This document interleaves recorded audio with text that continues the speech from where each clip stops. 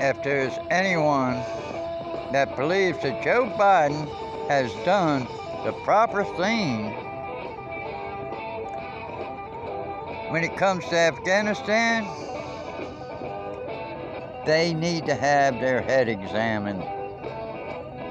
And they obviously don't have any family members that are in Afghanistan that are being attacked, having their passport taken away and destroyed. People cannot get to the airport. And this is your Joe Biden at work, who is a total friggin' moron. We'll work on that effort.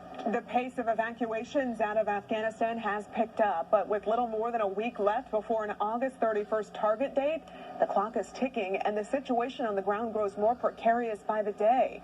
Fox 5 anchor Christine Spiro is at the live desk with more on that. Christine? Yeah, Courtney, an Afghan soldier died today at a firefight outside of Kabul's international airport. This comes as the Taliban warns the U.S. against extending next week's evacuation deadline.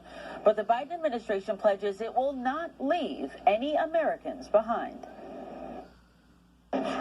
Over the weekend, bus loads of Afghan refugees arrived in Northern Virginia with little more than the clothes on their backs. They managed to escape from an increasingly dangerous situation on the ground at Kabul's airport, where on Monday a gunman shot at Afghan security forces guarding the gate. One Afghan died. No U.S. personnel were hurt. The violence putting new urgency into evacuation efforts. And we have been very clear that we are not leaving Americans who want to return home. We are going to bring them home. The White House has a target date of August 31st, and the Taliban is calling that date a red line, so the pace is picking up. The administration says at least 28 flights carrying more than 10,000 people took off Sunday, the most yet, but a spokesman either does not know or won't say exactly how many Americans still have to be flown out. I think I'm just going to leave it at several thousand right now. And U.S. allies are concerned about their citizens, too, pushing for a U.S. military presence into September. We're in touch with the Taliban daily. We're in touch with our allies and partners, and the president will make his own determination. Members of Congress have plenty of their own questions about the decision-making process and say they raised those concerns with the administration when they first heard the pullout plan. I can tell you the Democrat members were just as vigorous as the Republican members in opposing this. And Congress will start getting some answers when key members of the administration hold classified briefings for relevant committees this week.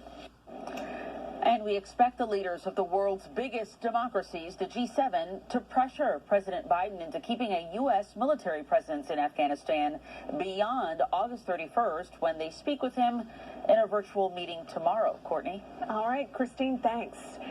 Some of them were flown into Northern Virginia, then transported to temporary housing. A plane of evacuees landed in D.C., and from there the refugees boarded buses to a processing center. President Biden says no evacuees will be flown to the U.S. without first being screened. This operation is complex. It is dangerous, and it's produced searing images of pain and desperation. But no operation like this, no evacuation from a capital that has fallen in a civil war, could unfold without those images. Fox News reports an internal intelligence document warns that ISIS and al-Qaeda could begin launching attacks on the airport in an effort to pressure U.S. forces to leave before the deadline. And tonight, a Cobb County family is relieved after their loved one was evacuated from Afghanistan. Dan Shader, who worked security for the U.S. Embassy in Kabul, made it out safely and is now back home. Shader shares his experience with News Edge reporter Denise Dillon. It was Dan Shader's job to make sure all the State Department employees got on planes and left Kabul. It was only after that was accomplished that Shader could then board a flight to leave. Meanwhile, back here in Cobb County, his wife was overcome with worry. I was constantly checking the news to see if I could get any update. Chris Shader watched the news as the Taliban moved into Kabul. She nervously waited for word from her husband, Dan, who was working for Garda World Federal Services. His job was to provide security for the U.S. Embassy. It was terrifying. The last communication I had from him was that they were leaving the embassy and headed to the airport. Dan Shader says they had received daily updates from the State Department, and plans were in place to get the 1,300 U.S. Embassy employees to safety. They weren't sure if it was going to turn into what it turned into, or it was going to just be Taliban kind of doing, staying on the outskirts of Kabul, and it went sideways. Shader says the evacuation of the State Department employees went smoothly. Then turmoil broke out. I felt bad for the people that were so desperate to get out. I know that, the State Department and, the U.S. government was trying to provide many opportunities to get these people out of here. Shader is now back in Georgia with his wife and their little boy, Benjamin. They focus on how fortunate they are, but they can't help but think about those trapped in Kabul. They continue to get people out, and it's not going to be an overnight process. So we just keep praying that everybody who wants to get out can make it home. Shader was a security contractor since 2014. He says he's not going back. He plans to stay right here in Georgia and go back into law enforcement, which is what he did before working security. Disappears into a nearby cotton field. There were no Border Patrol agents around, and it's unclear if they were ever apprehended.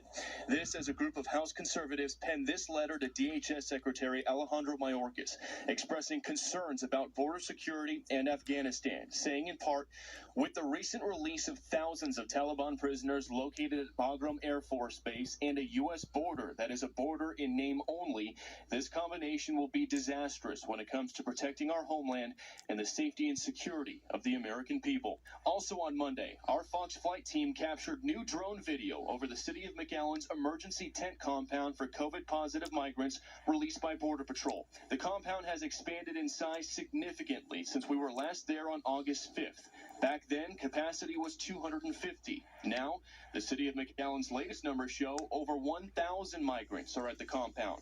As of August 9th, McAllen officials report the federal government released 11,026 migrants into their city in 1 week, with nearly 15% of them testing positive for COVID-19.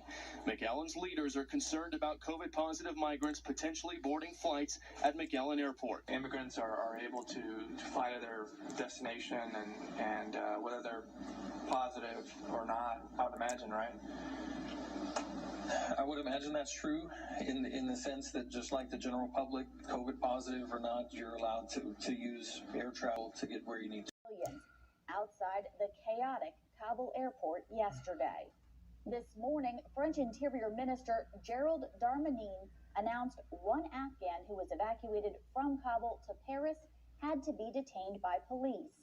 France has evacuated more than 1,000 Afghans from Kabul over the past week. Of them, 5 men were requested to stay in a Paris hotel to be quarantined, like all evacuees who arrive in France without having been fully vaccinated. But those men were also being watched by French intelligence because they are suspected of having ties to the Taliban.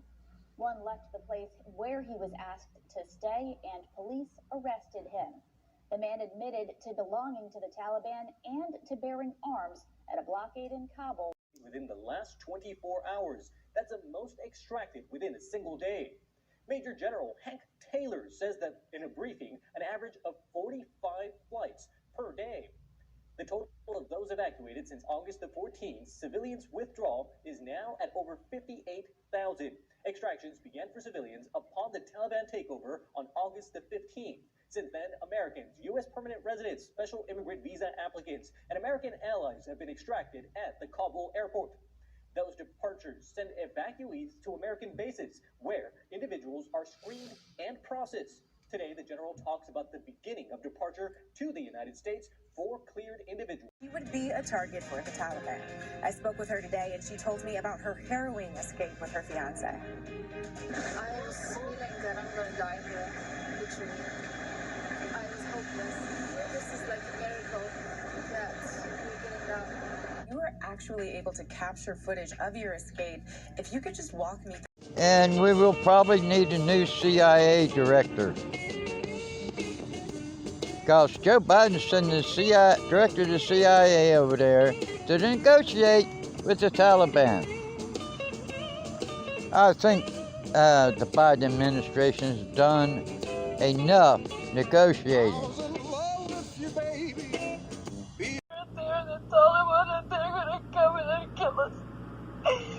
I'm really scared. Please, please help me whenever it's the soonest.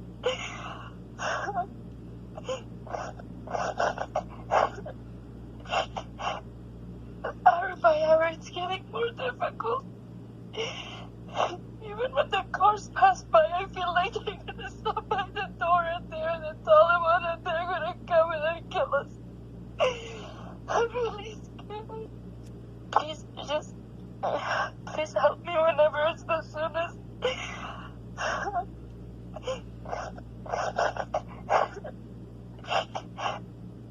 Hour by hour, it's getting more difficult.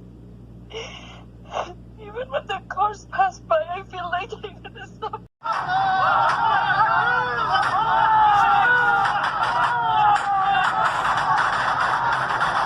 This is what is happening in Afghanistan. Thanks to President Joe Biden.